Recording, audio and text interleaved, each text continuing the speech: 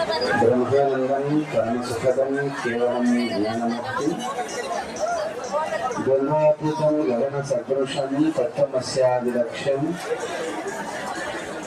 एकं नित्यं निवलं अचलं सर्वद्वे साक्षिभूतं भावातीतं त्रिगुणारहितं सद्गुरुं तं नमामि। देवोदन मंत्र ಹೇಳ್ತೀರಾ? ಶ್ರೀ ವಿದ್ಯಾಂ ಜಗತಾಂ ಧಾತ್ರಿ ಕಳಿಸ್ತಾರೆ.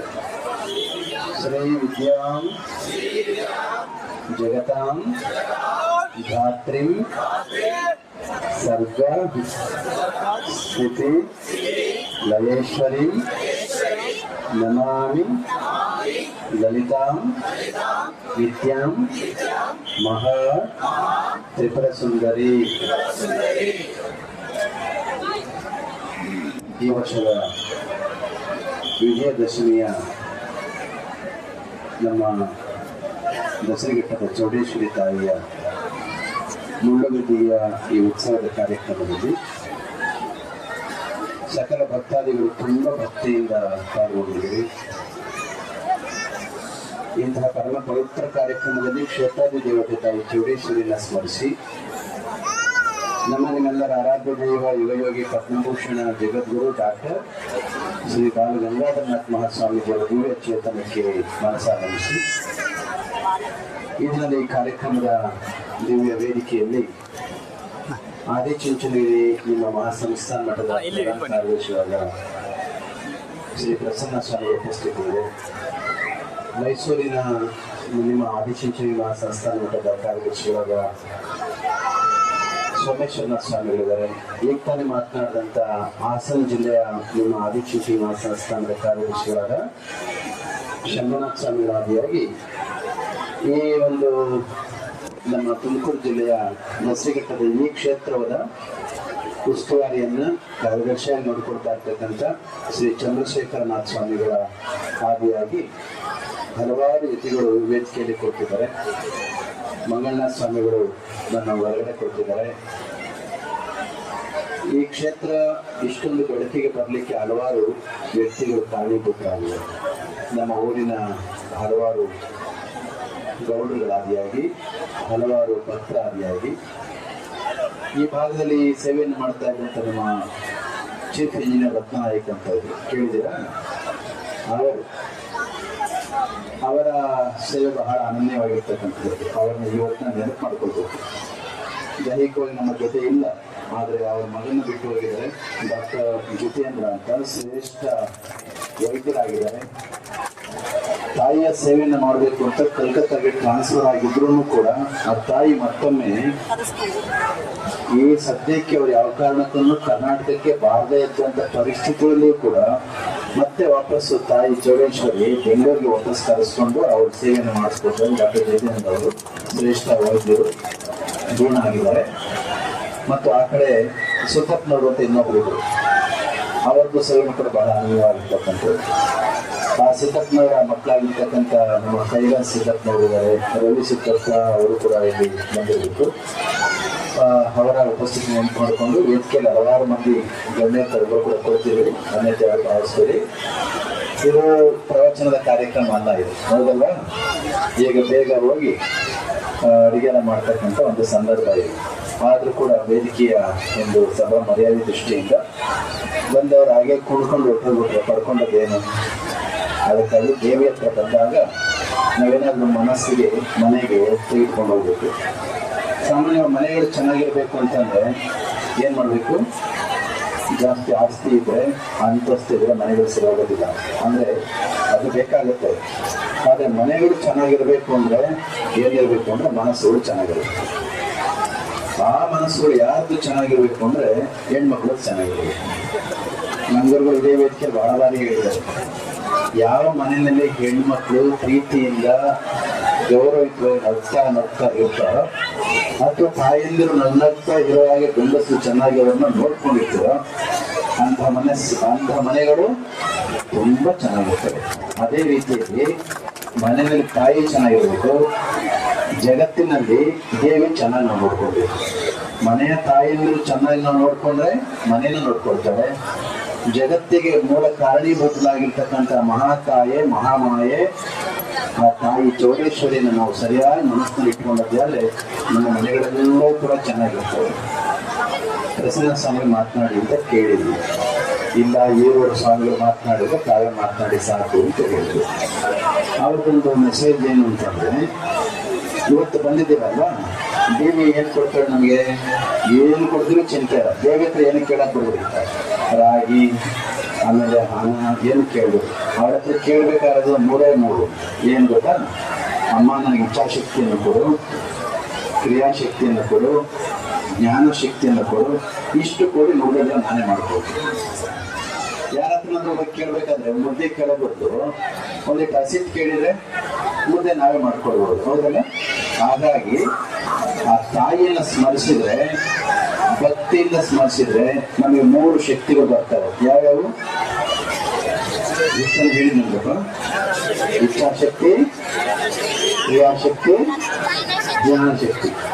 ಇಚ್ಛೆ ಎಂತೆಂತೋ ಬರ್ತವೆ. ಎಂತೆಂತ ಇಚ್ಛೆ ಬರ್ತದೆ ಗೊತ್ತಲ್ಲ? ಸಂಜೆ ಆಗ್ತಾ ಇದ್ದ ಹಾಗೇನೆ ಯಾವ್ಯಾವ ಇಚ್ಛೆ ಬರ್ತಿರ್ತಾರೆ, ಅದಕ್ಕೆ ಯಾಕೆ ತೋರಿಸ್ತಾವೆ. ಇದೇ ಇಲ್ಲಿ ಊರ್ಲಿದಪ್ಪ ಅಲ್ಲಿದ್ಯಾ? ಅದಕ್ಕೆ ಕೈ ತೋರಿಸ್ತಾವೆ. ಎಂತೆಂತೋ ಇಚ್ಛೆ ಬರೋದಲ್ಲ, ಯಾವ ಇಚ್ಛೆ ಬಂದು ಆ ಇಚ್ಛೆಯನ್ನು ಕ್ರಿಯಾತ್ಮಕವಾಗಿ ತೊಡಗಿಸಿದ್ರೆ ಅಂತಹದ್ದು ಜ್ಞಾನಕ್ಕೆ ಪೂರಕವಾಗಿ ಮುಕ್ತಿಗೆ ಕಾರಣ ಆಗುತ್ತೆ. ಅಂತ ಇಚ್ಛೆ ಬರಬೇಕು, ಹೌದಲ್ವಾ? ದುರ್ಯೋಧನ ಬಗ್ಗೆ ಹೇಳ್ತಾರೆ, ಯಾಕೆ ಇಷ್ಟು ಕೆಟ್ಟವನಾಗ್ಬಿಟ್ಟಿಲ್ಲೋ, ಪಾಂಡವ ನೋಡಿ ಕಲ್ತ್ಕೊಳಕ್ಕಿಲ್ವ ಅಂತ ಅಂದ್ರೆ, ನನಗೆ ಧರ್ಮ ಅಧರ್ಮ ಬಗ್ಗೆ ಗೊತ್ತಿಲ್ವ ಅಂತ ಕೇಳಿದ್ರೆ ಅದಕ್ಕೆ ದುರ್ಯೋಧನ ಏನ್ ಹೇಳ್ತಿದ್ದ ಗೊತ್ತಾ? ನನಗೆ ಧರ್ಮ ಅಂದ್ರೆ ಯಾವುದು ಅಂತ ಗೊತ್ತು. ಧರ್ಮ ಜ್ಞಾನಾಮಿ ಧರ್ಮ ನಚನೇ ಪ್ರವೃತ್ತಿ. ದುರ್ಯೋಧನ ಏನ್ ಹೇಳ್ದ? ಬರೀ ಪಾಂಡವರು ಅಷ್ಟೇ ಅಲ್ಲ ಧರ್ಮ ಅಂದ್ರೆ ಹೇಳ್ದ ಗೊತ್ತಿರೋದು, ನನಗೂ ಕೂಡ ಧರ್ಮ ಗೊತ್ತು. ಜಾನಾಮಿ ಧರ್ಮ ನಚಮೇ ಪ್ರವೃತ್ತಿ. ಧರ್ಮ ಯಾವುದು ಅಂತ ಗೊತ್ತಿದೆ, ಯಾವ್ದು ಕುಡಿಬೇಕು ಯಾವ್ದು ಕುಡಿಬಾರದು ಅಂತ ಗೊತ್ತಿದೆ. ಆದ್ರೆ ಅದು ಇಚ್ಛೆ, ಅದ್ರ ಕ್ರಿಯೆಗೆ ಬಂದಾಗ ಸಂದರ್ಭದಲ್ಲಿ ನೀರು ಕುಡಿಯೋ ಬಗ್ಗೆ ಏನ್ ಕೊಡಿಸುತ್ತೆ? ನೀನೇನು ಕೊಡಿಸುತ್ತೆ. ಹಾಲು ಕುಡಿಯೋ ಬಗ್ಗೆ ಏನ್ ಕೊಡಿಸುತ್ತೆ? ನೀನೇನೋ ಕೊಡಿಸುತ್ತೆ. ಅದಕ್ಕೆ ಅವ್ರು ಹೇಳಿದ, ಧರ್ಮ ನನಗೂ ಗೊತ್ತು. ಜಾನಾಮಿ ಧರ್ಮಂ, ಹೇಳಿ ನೋಡೋಣ. ಜಾನಾಮಿ ಧರ್ಮಂ ನಚಮೇ ಪ್ರವೃತ್ತಿ. ಧರ್ಮ ಯಾವುದು, ಒಳ್ಳೆಯದು ಯಾವುದು ಅಂತ ಗೊತ್ತಿದೆ, ಆದ್ರೆ ಅದನ್ನು ಅನುಸರಿಸ್ಲಿಕ್ಕೆ ಹೋದರೆ ಅನುಸರಿಸಕ್ಕಾಗಿಲ್ಲ. ಜಾನಾಮಿ ಅಧರ್ಮ, ಅಧರ್ಮ ಯಾವುದು ಅಂತ ಕೂಡ ಗೊತ್ತು, ಆದರೆ ಮತ್ತೆ ಅದರಲ್ಲೇ ಮನಸ್ಸು ಪ್ರವೃತ್ತಿ ಆಗುತ್ತೆ. ಈಗ ದೇವಿಯ ಪಾತ್ರ ಏನಿದ್ರಲ್ಲಿ? ಧರ್ಮ ಯಾವುದು ಅಂತ ಗೊತ್ತಾಗ್ಬೇಕು. ಧರ್ಮ ಯಾವುದು ಅಂತ ಗೊತ್ತಾಗಿ ಆ ಧರ್ಮದಲ್ಲೇ ಮನಸ್ಸು ಪ್ರವೃತ್ತಿ ಆಗ್ಬೇಕು ಅಂತಂದ್ರೆ ಯಾರನ್ನ ಪ್ರಾರ್ಥನೆ ಮಾಡ್ಬೇಕು? ದೇವಿಯನ್ನ ಪ್ರಾರ್ಥನೆ ಮಾಡ್ಬೇಕು. ತುಂಬಾ ಯಶಸ್ವಿಯಾಗಿರ್ತಕ್ಕಂಥ ವ್ಯಕ್ತಿಗಳಿಗೂ ಫೇಲ್ ಆಗಿರ್ತಕ್ಕಂಥ ವಿಫಲರಾಗಿರ್ತಕ್ಕಂಥ ವ್ಯಕ್ತಿಗಳಿಗೆ ಇಷ್ಟೇ ವ್ಯತ್ಯಾಸ. ಅವ್ರಿಗೂ ಧರ್ಮ ಗೊತ್ತಾಗುತ್ತೆ, ಇವ್ರಿಗೂ ಧರ್ಮ ಗೊತ್ತಾಗುತ್ತೆ. ಧರ್ಮ ಯಾವುದು ಅಂತ ಗೊತ್ತಾದವರು ಧರ್ಮವನ್ನೇ ಅನುಸರಿಸ್ತಾರೆ, ಧರ್ಮವನ್ನೇ ಪಾಲಿಸ್ತಾರೆ, ಧರ್ಮದ ಜ್ಞಾನವನ್ನೇ ಪಡ್ಕೊಳ್ತಾರೆ, ಧರ್ಮದಲ್ಲೇ ಬದುಕ್ತಾರೆ. ಹಾಗಾಗಿ ಅವ್ರು ಯಶಸ್ವಿ ಆಗ್ತಾರೆ. ಅಧರ್ಮಿಗಳು, ಅವ್ರಿಗೆ ಅಧರ್ಮ ಯಾವುದು ಅಂತ ಗೊತ್ತಿರುತ್ತೆ, ಧರ್ಮವನ್ನ ಪಾಲನೆ ಮಾಡಕ್ ಕಷ್ಟ, ಅಧರ್ಮವನ್ನ ಪಾಲನೆ ಮಾಡದೇ ಇರ್ಲಿಕ್ಕೆ ಕಷ್ಟ ಆಗುತ್ತೆ, ಹೌದಾ? ಅದಕ್ಕೋಸ್ಕರ ಇವತ್ತು ದೇವಿ ಹತ್ರ ಬಂದಿದೆ. ದೇವಿ ಹತ್ರ ಬಂದು ನಾವೇನ್ ಮಾಡ್ಬೇಕು? ಈ ಪ್ರಾರ್ಥನೆಯನ್ನು ಮಾಡಿ, ನನಗೆ ಇಚ್ಛಾಶಕ್ತಿಯನ್ನು ಕೊಡು. ಎಂತ ಇಚ್ಛೆ ಕೊಡ್ಬೇಕು? ಧರ್ಮದಲ್ಲೇ ಮನಸ್ಸು ಪ್ರವೃತ್ತಿ ಆಗ್ತಕ್ಕಂಥ ಇಚ್ಛೆಯನ್ನು ಕೊಡುತ್ತಾಯಿ.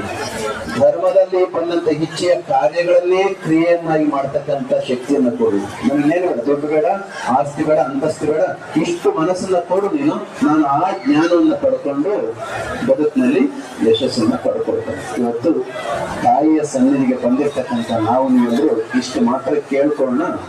ದೇವರು ಎಷ್ಟೇ ಕೊಟ್ಟರು ಕೂಡ ದೇವರು ಎಷ್ಟೇ ಕೊಟ್ಟರು ಕೂಡ ನಮ್ಗೆ ಒಳ್ಳೆ ಬುದ್ಧಿ ಇಲ್ಲ ಅಂತ ಉಳಿಸ್ಕೊಳ್ಳಿಕ್ಕೆ ಸಾಧ್ಯ ಇಲ್ಲ.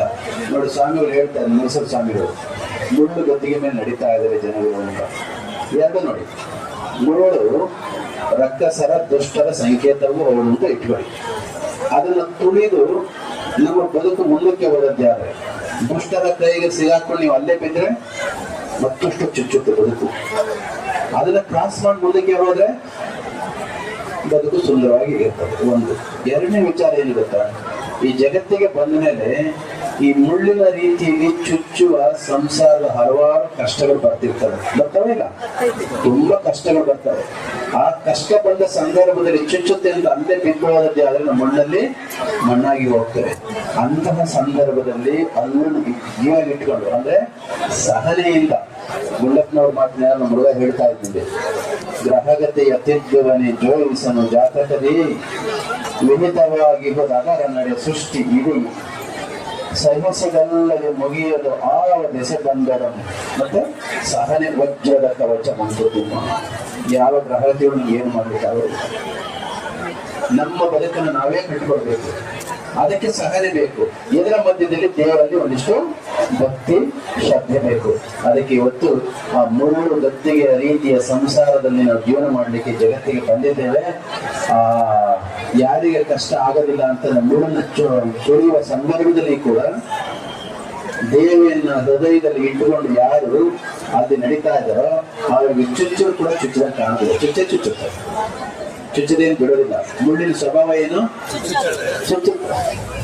ದೇವಿನ ಸ್ಮರಿಸ್ತಾವೆ ಚುಚ್ಚಬಾರ್ದು ಅಂತ ಅದೇನು ಸುಮ್ಮನೆ ಇರೋದಿಲ್ಲ. ಚುಚ್ಚುತ್ತೆ, ಅವನಿಗೂ ಚುಚ್ಚುತ್ತೆ, ಸ್ಮರಿಸ್ಕೊಂಡಿರೋನಿಗೂ ಚುಚ್ಚುತ್ತೆ. ಆದ್ರೆ ಸ್ಮರಿಸಿದವನಿಗೆ ನೋವು ಕಾಣೋದಿಲ್ಲ, ಸಹನೆಯನ್ನು ಮುಂದಕ್ಕೆ ನಡ್ಕೊಂಡು ಹೋಗಿರುತ್ತೆ. ಸ್ಮರಿಸ್ತಲೇ ಇರ್ತಕ್ಕಂಥದ್ದು ಚುಚ್ಚಿಸ್ಕೊಂಡು ಅಲ್ಲೇನೆ ಬೇರೆಯವ್ರನ್ನ ಬೈಕೊಂಡು ಬದುಕನ್ನು ಮತ್ತಷ್ಟು ಗಾಯ ಮಾಡ್ಕೊಂಡು ಕೊಡ್ತಿರ್ತಾನೆ. ತರಚು ಗಾಯವ ಮಾಡಿ ಹುಣ್ಣನಾಗಿ ಬದುಕಿ ಕೊರತೆಯೊಂದನ್ನು ನೆನೆದು ಮನದಲ್ಲಿ ಮರುಗಿ ಜಗವೆಲ್ಲವನ್ನು ಶಪಿಸಿ ಮನದಿ ನರಕವನ್ನು ಇಳಿಸಿ ಪಡಗುವುದು ಉಚಿತವೇ.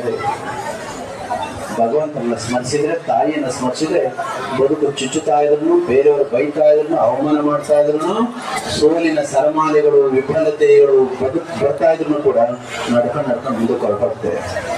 ಅದು ಶಕ್ತಿ ಇಲ್ಲ ಅಂದ್ರೆ, ಭಕ್ತಿ ಇಲ್ಲ, ಶ್ರದ್ಧೆ ಇಲ್ಲ ಅಂತಂದ್ರೆ ಒಂದು ಸಣ್ಣ ಕಷ್ಟ ಬಂದ್ರು ಸಾಕು, ಬಂದಿರೋದು ಒಂದು ಕಷ್ಟ ಆದ್ರೆ ಮಾಡ್ಕೊಳ್ಳೋದು ಎಷ್ಟು ಕಷ್ಟ. ಯಾರಾದ್ರೊಬ್ಬ ಬೈದ ಅಂತ ಇಟ್ಕೊಳ್ಳಿ, ಬೈದವನ್ನ ಇಲ್ಲಪ್ಪ ಬೈದಿಲ್ಲ ಹೊಗಳ್ದ ಅಂತ ಅಂದ್ಕೊಂಡ್ರೆ ಅವನು ಕೂಡ ನಾಳೆ ಹೆಸರು ಹೊಗಳ್ತಾನೆ. ಬೈದಿರೋದು ಇಷ್ಟ ಆದ್ರೆ ಊರಿಗೆಲ್ಲ ಹೇಳ್ಕೊಂಡು ಬರೋದು ಕಷ್ಟ ಆದ್ರೆ ಅವ್ನು ಮತ್ತಷ್ಟು ನೀವು ತೊಂದರೆಯನ್ನ ಕೊಡ್ತಾನೆ. ಅದಕ್ಕೋಸ್ಕರ ಕಷ್ಟಗಳು ಬಂದಾಗ ಹೇಗೆ ನಡ್ಕೊಂಡು ಹೋಗ್ಬೇಕು ನಿರ್ವಾಹಣೆ ಮುಂದಕ್ಕೆ.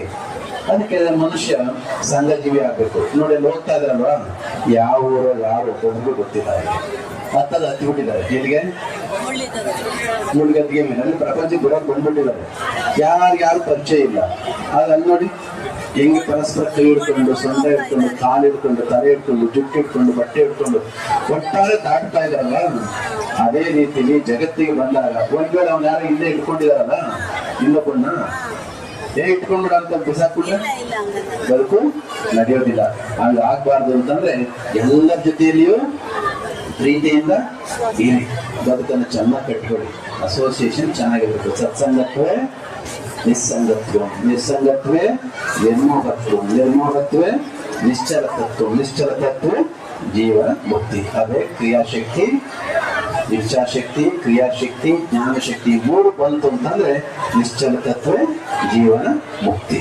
ಇವತ್ತು ಎಲ್ಲರೂ ಬಂದು ದೇವಿಯನ್ನು ಮತ್ತೊಮ್ಮೆ ಆರಂಭಿಸ್ತಕ್ಕಂಥ ಅವಕಾಶವನ್ನು ತಾಯಿ ಕೊಟ್ಟಿದ್ದಾರೆ, ಅದನ್ನು ಪಡ್ಕೊಂಡಿದ್ದೇವೆ. ಬದುಕಿನಲ್ಲಿ ಆಧ್ಯಾತ್ಮಿಕತೆಯನ್ನು ಸ್ವಲ್ಪ ಮೈಗೂಡಿಸ್ಕೊಳ್ಳಿ. ಪ್ರಪಂಚ ಇದ್ದೇ ಇರ್ತದೆ. ಪ್ರಪಂಚವನ್ನು ದಾಟುವ ಒಂದು ಉತ್ತಮವಾಗಿರ್ತಕ್ಕಂಥ ವಿಧಾನ ಅಂತಂದ್ರೆ ದೇವಿಯನ್ನು ಹೃದಯದಲ್ಲಿ ಇಟ್ಕೊಂಡು ಆಧ್ಯಾತ್ಮಿಕ ಬದುಕನ್ನು ನಡೆಸ್ತಕ್ಕಂಥದ್ದು. ಆ ದೇವಿ ವಿಶ್ವಾವಸು ಸಂವತ್ಸರ ಅಲ್ವಾ, ವಿಶ್ವಾವಸು ಸಂವತ್ಸರದ ಈ ವರ್ಷದಲ್ಲಿ ಸಕಲರಿಗೂ ಸದ್ಬುದ್ಧಿಯನ್ನು ಕೊಟ್ಟು, ಈ ಇಚ್ಛಾಶಕ್ತಿಯನ್ನು ಕೂಡ ಕೊಟ್ಟು, ಪಾಸಿಟಿವ್ ಇಚ್ಛಾಶಕ್ತಿ ಬೇಕು, ಪಾಸಿಟಿವ್ ಕ್ರಿಯಾಶಕ್ತಿ ಬೇಕು, ಪಾಸಿಟಿವ್ ಜ್ಞಾನಶಕ್ತಿಯನ್ನು ಕೊಟ್ಟು, ಎಲ್ಲ ಧನಾತ್ಮಕವಾಗಿರ್ತಕ್ಕಂಥದ್ದನ್ನು ಕೊಟ್ಟು ಜಗತ್ತೆಂಬ ಮುಳ್ಳಿನ ಬಂಧನವನ್ನು ದಾಟಿ ಮುಂದೆ ಹೋಗಿ ಮುಕ್ತಿಯನ್ನು ಪಡ್ಕೊಳ್ಳಿಕ್ಕೆ ಆಶೀರ್ವದಿಸ್ತೀನಿ ಅಂತ ಹೇಳಿ ನಾವು ಕೂಡ ನಿಮ್ಮ ಪರವಾಗಿ ಸಭೆಗೂ ಕೂಡ ಪ್ರಾರ್ಥನೆಯನ್ನು ಮಾಡ್ತಾ ಪರಮಪೂಜ್ಯ ಸದ್ಗುರುಗಳನ್ನು ಮತ್ತೊಮ್ಮೆ ನೆನಪು ಮಾಡಿಕೊಳ್ಳುವ ದೇವಿಯ ಆಶೀರ್ವಾದವನ್ನು ಸರ್ವರಿಗೂ ಬೇಡ್ತಾ ನನ್ನ ಮಾತು ಮುಗಿಸ್ಕೊಂಡು ಜಯ ಶ್ರೀ.